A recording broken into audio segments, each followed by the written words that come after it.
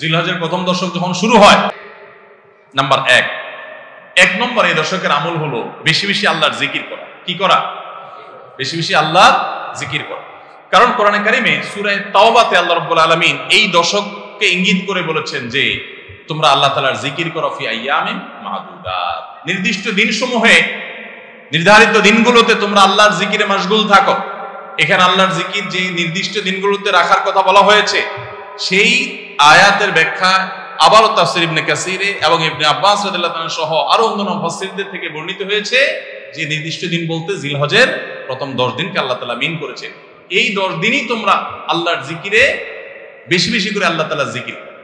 তাহলে জিকির শুধু না, পরিমাণে বাড়িয়ে বাড়িয়ে বেশি বেশি পরিমাণে জিকির করতে হবে।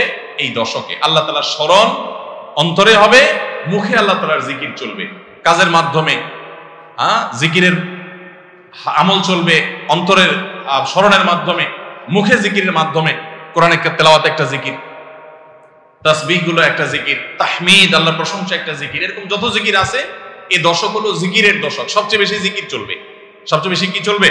জিকির চলবে। দ্বিতীয়ত যে আমলটি চলবে তা হলো যে কোনো নেক আমল, যে কোনো নেক আমল। কারণ একটু আগে আমরা হাদিস শুনলাম যে নবী করিম সাল্লাল্লাহু আলাইহি ওয়াসাল্লাম বলেছেন, মা মিন আইয়ামিন আল আমালুস সালিহু ফিহিন্না আহাব্বু ইলাল্লাহ মিন হাযিহিল আইয়াম।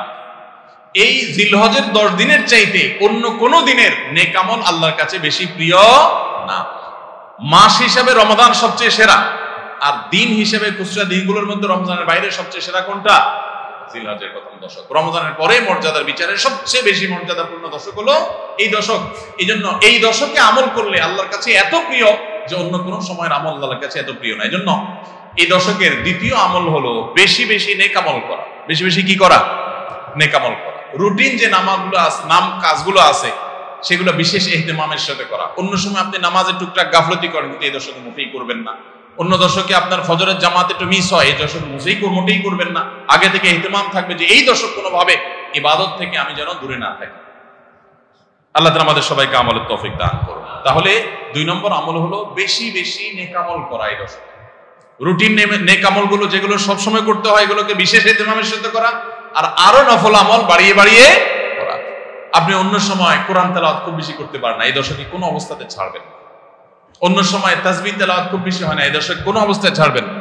অন্য সময় নামাজে খুব বেশি খুশু ধরে রাখতে পারেন না, এই দশকে চ্যালেঞ্জ থাকবে যে ধীরস্থিরতার সাথে মনোযোগের সাথে নামাজ পড়ুন।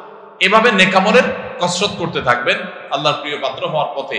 আমরা এগিয়ে যেতে চাইলে এই দশক, এই 10টা দিন আমাদের জন্য বিরাট বড় একটা সুযোগ। আল্লাহ আমাদের সবাইকে তৌফিক দান করুন। 3 নম্বর, এই দশকের করণীয় হলো সকল গুনাহ থেকে অন্য সময়ের চাইতে এই সময়টাতে বেঁচে থাকার জন্য বেশি সচেষ্ট থাকা। গুনাহ তো 12 মাসই আমরা করব না, কিন্তু এই দশক গুনাহ না করার ব্যাপারে চেষ্টাটা একটু বেশি থাকবে।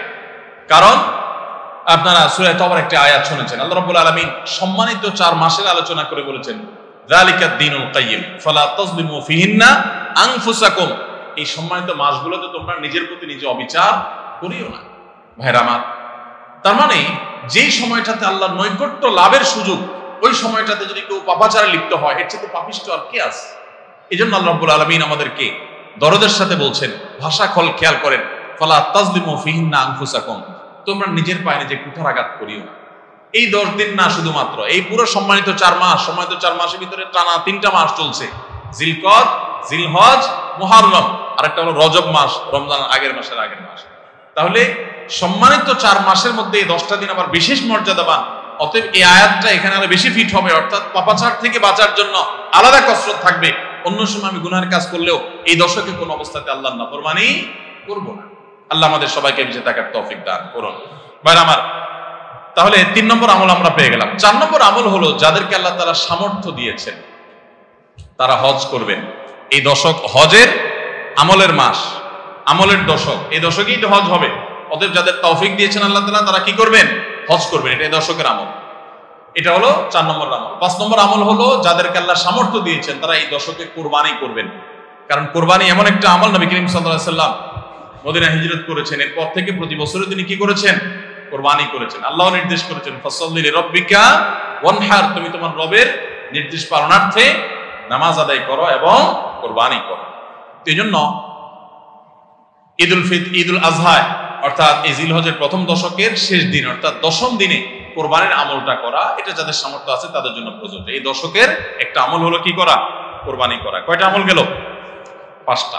6 নম্বর হলো যাদের কোরবানি করার ইচ্ছা আছে তারা জিলহজের চাঁদ ওঠার আগে আগে জিলকদ মাসের শেষ দিনের মধ্যে তাদের হাতের নখ, চুল, গোফ, অবাঞ্ছিত লোম এগুলো সব কেটে পরিষ্কার করে ফেলবেন এবং এই দশক আর সেগুলোতে হাত দিবেন না। কোরবানি করে তারপরে সেগুলো পরিষ্কার করতে চাইলে করবেন, এই দশকে আর হাত দিবেন না। নবী সাল্লাল্লাহু আলাইহি ওয়াসাল্লাম বলেছেন, মান আরাদা আন ইউদাহিয়া ফালা ইয়াখুয মিন শা'রিহি ওয়া আযফারিহি শাইআ, যে ব্যক্তি কোরবানি করার ইরাদা করেছে, নিয়ত করেছে, সেজন্য তার চুল, নখ এগুলো না কাটে ওই 10 দিন। জিলহজের চাঁদ উঠছে আর কাটবেন না, চাঁদ ওঠার আগে আগে কেটে ফেলবেন এবং কোরবানির পরে যায় কাটবেন, এই 10 দিন বিরত থাকা।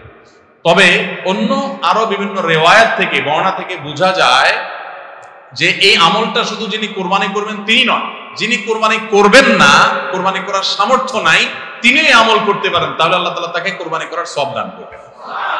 এমনকি কোন কোন সালাফ, কোন কোন সাহাবী থেকে আমলও বর্ণিত আছে যে বাসার বাচ্চা কাচ্চা যারা আছে তাদেরকেও এই দশকে চুল, নখ ইত্যাদি কাটতে নিষেধ করেছেন। তাহলে চুল, নখ ইত্যাদি কাটা থেকে বিরত থাকা এই 10 দিন, আগে কাটা এবং পরে কাটা, এই 10 দিন না কাটাকাটি না করা, এটা একটা মুস্তাহাব আমল। এবং প্রায় সব ফুকাহা একরাম এই ব্যাপারে একমত হয়েছে। মওসুআ ফিকহিয়া কুয়েতিয়ার মধ্যে লেখা হয়েছে যে ইত্তাফাকাল ফুকাহা, সব ফকিহগণ প্রায় একমত যে এই দশকে যিনি কোরবানি করবেন তিনি তো বটেই, কোরবানি যিনি করবেন না তাদের তরফ থেকেও চুল, নখ এগুলা কাটা থেকে বিরত থাকা মুস্তাহাব। তাহলে 6 নম্বর আমল গেল চুল, নখ ইত্যাদি দশক না কেটে থাকা। 7 নম্বর আমল হলো এই দশকে বেশি বেশি তাকবীর পাঠ করা। এটা তাকবীরে মুতলাক বলা হয়, সাধারণ তাকবীর। আল্লাহু আকবার, আল্লাহু আকবার, লা ইলাহা ইল্লাল্লাহ, আল্লাহু আকবার, আল্লাহু আকবার ওয়ালিল্লাহিল হামদ। এই তাকবীরটা হলো মিন শাআইরিল ইসলাম, এটাকে আমরা করতে পারি। ইসলামের যে নিদর্শনগুলো আছে সেগুলোর মতো করে এই তাকবীরটা আমরা পাঠ করব, এমন ভাবে পাঠ করব যে অলিতে গলিতে, রাস্তাঘাটে সব জায়গায় তাকবীরের ধ্বনি চলতে থাকবে, কারোর ডিস্টার্ব করে না, মৃদু কণ্ঠে সব জায়গায় গুনগুনিয়ে আমাদের মুখ থেকে তাকবীর চলবে। আপনারা অনেকে হয়তো শুনে থাকবেন সাহাবায়ে কেরাম রিদওয়ানুল্লাহি তাআলা আজমাইনের মধ্যে থেকে কেউ কেউ, আবু হুরায়রা রাদিয়াল্লাহু তাআলা আনহু, আরো কোন কোন সাহাবীর আমল বর্ণিত আছে যে জিলহজের প্রথম দশক শুরু হলে তারা বাজারে চলে যেতেন। বাজারে কেন যেতেন ভাই? শুধুমাত্র এই নিয়তে বাজারে যেতেন যে বাজারে গিয়ে অনেক মানুষজন থাকবে, তাদের সামনে গিয়ে উচ্চস্বরে তাকবীর পাঠ করব, আমার তাকবীর শুনে পুরো বাজারের সবাই গুনগুনিয়ে তাকবীর বলে উঠবে, এই উদ্দেশ্যে শুধুমাত্র কোন কোন সাহাবী বাজারে যেতেন। এবং যে বলতেন আল্লাহু আকবার, আল্লাহু আকবার, লা ইলাহা ইল্লাল্লাহ, আল্লাহু আকবার, আল্লাহু আকবার ওয়ালিল্লাহিল হামদ। শয়তান আমাদের পুরো সমাজকে গ্রাস করে ফেলছে ভাই, সর্বত্র।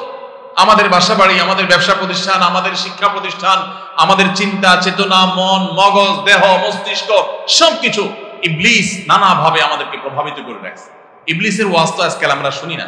কোরআনে আল্লাহ তাআলা সবচেয়ে বেশি যাকে শত্রু হিসাবে দেখাইছেন সে হলো কে? ইবলিস। তার ব্যাপারে আল্লাহ বলেছেন যে সে আমাদের আদু ও মুবিন, স্পষ্ট শয়তান। আমরা জীবনে কোনোদিন দেখিই নাই, আল্লাহ বলেছেন স্পষ্ট শয়তান। কেমনে স্পষ্ট হলো? আমরা দেখিই না, সে থাকে গোপনে, আল্লাহ বলেছেন স্পষ্ট। ভাইরা আমার, এই জন্য আল্লাহ স্পষ্ট বলেছেন যে শয়তান নিজে দেখা না দিলে কি হবে? শয়তানের শয়তানি সারাক্ষণ আমাদের চোখের সামনে ভাসে, চতুর্দিক থেকে শয়তানি আমরা দেখি না? তো এই শয়তান তার শয়তানি করে করে পরিবেশটাকে আমাদের নষ্ট করে ফেলছে। আমাদের দেশ তরুণ প্রজন্মকে ধ্বংসের দ্বারপ্রান্তে নিয়ে যাওয়া হয়েছে, তাদেরকে দিন থেকে এত দূরে সরাই দেওয়া হয়েছে, কখনো শিক্ষার নামে, কখনো সংস্কৃতির নামে, কখনো বিনোদনের নামে, কখনো খেলাধুলার নামে, কখনো ক্যারিয়ারের নামে, এক এক সময় এক এক নাম দিয়ে আমাদের সন্তানদেরকে আল্লাহে দিন থেকে এত দূরে সরিয়ে ফেলা হয়েছে। তা কোথায় গিয়ে ঠেকেছে অনেকে অনুমান করতে পারছি না। সমাজ থেকে শয়তানের এই সমস্ত শয়তানির প্রভাব দূর করবার জন্য জিলহজের প্রথম দশকে অলিতে গলিতে, রাস্তাঘাটে, বাসা বাড়িতে, ব্যবসা প্রতিষ্ঠানে সব জায়গায় তাকবীর ধ্বনি উচ্চারিত করতে থাকেন। এই তাকবীর ধ্বনি নীরবে না, সশব্দে, সশব্দে বলতে মানুষকে ডিস্টার্ব করে না, যতটুকু মানুষ সহনীয় হয় মৃদু কণ্ঠে এই তাকবীর গুনগুনিয়ে আমরা গাইতে থাকবো, আওয়াজ করে করে বলতে থাকবো, সর্বত্র এটি ধ্বনিত হতে থাকবে। এই আন্দোলনটা আমার প্রত্যেকটা একটু করতে হবে। রাজি আছি তো ইনশাআল্লাহ? ভাইরা আমার, বাজারে গিয়ে, চায়ের দোকানে, মাছের বাজারে বা খুব জমজমাট বাজারে গিয়ে যদি আপনি হঠাৎ করে তাকবীর দিয়া উঠেন, আল্লাহু আকবার, আল্লাহু আকবার, লা ইলাহা ইল্লাল্লাহ, আল্লাহু আকবার, আল্লাহু আকবার, ওয়ালিল্লাহিল হামদ, কত মধুর কণ্ঠে এই তাকবীর পাঠ করা যায়। আল্লাহু আকবার, আল্লাহু আকবার, আল্লাহ সবচেয়ে বড়, আল্লাহ সবচেয়ে বড়, লা ইলাহা ইল্লাল্লাহ, আল্লাহ ছাড়া সত্যিকারের কোনো মাবুদ নাই, লা ইলাহা ইল্লাল্লাহ, আল্লাহু আকবার, আল্লাহ বড়, ওয়ালিল্লাহিল হামদ, আল্লাহ বড়, আল্লাহ বড় এবং তার জন্য সমস্ত প্রশংসা। ভাইরা আমার, আল্লাহর বড়ত্ব এটা বলতে গিয়ে আজকাল আমাদের অনেকের হেজিটেশন হয়, আমাদের অনেকের মধ্যে ইতস্তত বোধ হয় যে মানুষের সামনে যায় বলবো, একা একা বলি ঠিক আছে, মানুষের সামনে আবার বলবো কেমন লাগে। এগুলো আমাদের ইমানের দুর্বলতার দলিল। আমার আল্লাহর বড়ত্ব বর্ণনা করতে আমার মধ্যে ইতস্তত বোধ যদি হয়, তো আমার চেয়ে নিমুখ আমার কি আছে আল্লাহর জমিনে? আমি কত আল্লাহ নিমুখ হারাম যে সারাদিন আল্লাহর নিয়ামতের ভিতরে ডুবে আছি, আল্লাহর বড়ত্বটা জোরে বললে কে কি মনে করবে, আমি এই চিন্তা করছি।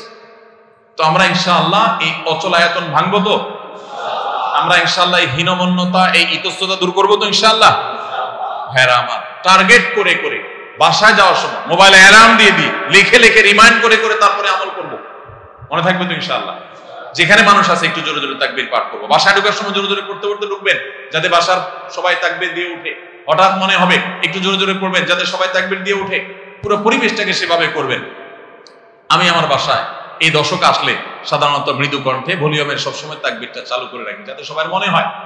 অফিসে কম্পিউটারে এটাকে মৃদু কণ্ঠে চালু করে রাখি, অন্যান্য কাজ করতে থাকি, এই আওয়াজ চলতে থাকে, যাতে করে যে আসে সে দেখে তার মনে হয় সে আমলটা করতে পারে। তো আমরা এই আমলটা চিন্তা করবো তো ইনশাআল্লাহ। যদি আপনি বাজারে গিয়ে তাকবীর বলেন, আমাদের সমাজের যে অবস্থা, যে অবক্ষয়, দ্বীনি চেতনা দিন দিন যেভাবে হারিয়ে গেছে, আপনার তাকবীর শুনে হয়তো অনেকে হাসবে। হঠাৎ করে যখন বাজারে গিয়ে তাকবীর দিবেন জোরে জোরে, বলবে ব্যাপার কি? কেউ কেউ হয়তো ইশারা করতে, মাথায় হয়তো কোনো সমস্যা আছে, এরকম হতে পারে। হতে পারে কি পারে না?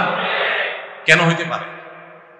কারণ সব গাফেলদের মধ্যে একজন জাকের আসছে, সব গাফেলদের মধ্যে একজন জাকের আসছে।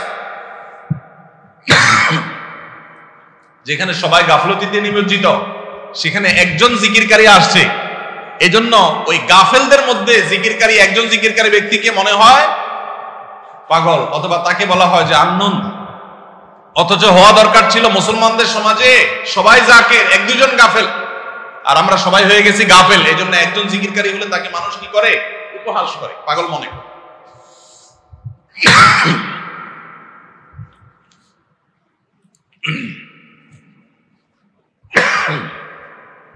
তো ভাইরা,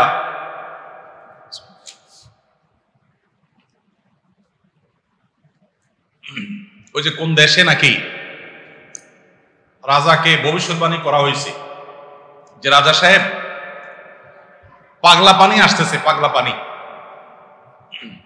বন্যার পানিতে যে পানি আসবে এটাতে সব জায়গায় ছড়ায় যাবে, এটা পাগলা পানি, দেশে আর কোনো পানি থাকবে না, এই পানি সবাই খাইতে বাধ্য হবে।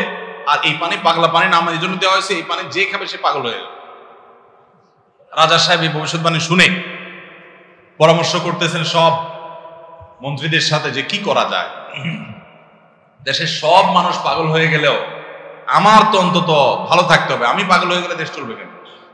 তো সবাই বুদ্ধি দিয়েছে, রাজা সাহেব এক কাজ করেন, তাহলে আপনার রাজ বাড়িতে বেশি করে পানি স্টক করে রাখেন, যে পাগলা পানি যখন আসবে, সাধারণ পানি যখন থাকবে না, টাঙ্কিতে আপনার বাসায় পর্যাপ্ত পানি থাকবে, 1-2 মাস চলবে।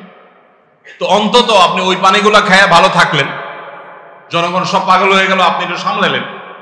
তো বুদ্ধি অনুযায়ী রাজা সাহেব সব পানির ব্যবস্থা রাখছে এবং বিরাট পানির ট্যাঙ্কি ভরে ফেলছে। ভরার পর এবার সেই পানির ট্যাঙ্কির পানি রাজা সাহেব এবং তার ফ্যামিলির লোকজন খাইছে, এবং যথারীতি জনগণ ওই পাগলা পানি খায় সব পাগল হয়ে গেছে, আর পাগলের সব কাপড় চোপড় খুলে ফেলছে। এখন সব পাগলরা এসে রাজবাড়ি ঘেরাও করে ফেলছে এবং সবাই মিলে বলতেছে, ওই দেখ কয়েকটা পাগল। কারণ এগুলোর পরনে কাপড় আছে, এগুলো মাথা নষ্ট হয়ে গেছে, এটা পরনে কাপড় পরে রয়েছে কেন? এবার রাজা সাহেব সবার সাথে পরামর্শ করতেছে, পরিবার সদস্যদের সাথে, যে আমাদের কি করা এখন? সবাই যে আমাদেরকে পাগল বলা শুরু করছে, যদি পাগল বলে মারধর দেওয়া শুরু করে দেয়, কি করা যাবে? তখন এবার সবাই বুদ্ধি করলো, পরিবারের লোকেরা যে তাহলে এক কাজ করা যাক, যে সমাজের সব পাগল থাকে সেখানে আসলে সুস্থ থাকাটা দোষের, আমরাও চলেন পাগলা পানি খেয়ে পাগল হয়ে যাই। এবার তারাও পাগলা খানি খেয়ে পাগল হয়ে গেছে, এবার পাগলে পাগলে মিলছে, আর অসুবিধা হয়। এই সমস্ত গল্প হয়তো এর কোনো বাস্তবতা নাই, কিন্তু এই গল্প বলার উদ্দেশ্য হলো যে যেই সমাজে মানুষ সব গাফেল হয়ে যায়, ফাসেকের পরিমাণ বেশি হয়ে যায়, সেই সমাজে একজন বাজারে গিয়ে যখন আল্লাহু আকবার তাকবীর ধ্বনি দিবে, তখন তাকে কিছু লোক পাগল বলাটা সমাজের মানুষের পাগল হওয়ার দলিল। পাগল হওয়া বলতে ফাসেক হয়ে যাওয়া, আল্লাহর জিকির থেকে দূরে সরে যাওয়ার দলিল। কেন? বাজারে যায় যদি কেউ একটু গেয়ে উঠে, মনের সুখে কোন একটা গান গেয়ে উঠে, তাকে তো কেউ অসুস্থ মনে করে না। তাহলে জিকিরের ক্ষেত্রে এরকম কেন হয়? আপনি যদি বাসে উঠে বলেন আল্লাহু আকবার লা ইলাহা ইল্লাল্লাহ আল্লাহু আকবার ওয়ালিল্লাহিল হামদ, প্রথম কারোর কাছে আনইজি লাগতে পারে। উঠার পর যদি আর কেউ পড়েন, বলবে যে ভাই হাতে কোনো ব্যাগ ট্যাগ তো দেখা যাচ্ছে না, কিছু বেচবে নাকি? হকার টকার নেই কোনো। আপনি যদি তখন সুন্দর করে, যারা অবাক হয়ে তাকাবে তাদের যদি বলেন, ভাই এই দশকে আমাদের নবীজি বেশি বেশি করে উচ্চস্বরে তাকবীর পাঠ করতে বলেছেন, আপনারা তো সবাই মুসলমান, আপনাদের সবাইকে স্মরণ করানোর জন্য আমি জোরে জোরে করছি, আপনারা কেউ মনে কিছু নিয়েন না, বাস আলহামদুলিল্লাহ, তাইলে কেচ্ছা কত। তো আমরা এই আমলটা করবো তো ইনশাআল্লাহ। কঠিন আমল, কিন্তু এটাকে জিন্দা করতে পারলে সমাজে সর্বত্র যখন তাকবীরের ধ্বনি ভাসতে থাকবে, শয়তান পালা যাবে ইনশাআল্লাহ সমাজ থেকে। ঘরে যখন সারাদিন তাকবীর ধ্বনি ভাসতে থাকবে, শয়তান পালা যাবে। আল্লাহ আমাদের সবাইকে আমলের তৌফিক দান করুন। জিলহজের প্রথম দশকে এই আমলটা সম্পর্কে নবী করিম সাল্লাল্লাহু আলাইহি ওয়াসাল্লামের ভাষ্য খেয়াল করেন। তিনি বলেছেন, ফাকফিরু ফীহিন্না মিনাত তাকবীরি ওয়াত তাহলিলি ওয়াত তাহমিদ। জিলহজের প্রথম দশক যখন শুরু হয়, তোমরা বেশি বেশি করে তাকবীর পড়ো, বেশি বেশি করে তাহমিদ পড়ো, বেশি বেশি করে তাহলিল পড়ো, অর্থাৎ আল্লাহু আকবার লা ইলাহা ইল্লাল্লাহ আল্লাহু আকবার লিল হামদ, এটা বেশি বেশি করে পাঠ করো, নবী সাল্লাল্লাহু আলাইহি ওয়াসাল্লাম নির্দেশ করেছেন। তাহলে কয় নম্বর আমল গেল? 7 নম্বর আমল, বেশি বেশি করে তাকবীর তাহমিদ তাহলিল পড়া। 8 নম্বর আমল হলো এই তাকবীর তাহমিদ তাহলিলটাই বিশেষভাবে পড়া। 7 নম্বরটা হলো সাধারণভাবে রাত দিন যতক্ষণ পারেন বেশি বেশি পড়বেন, কোনো সময় ফিক্স নাই, এবং 10 দিন ফুল।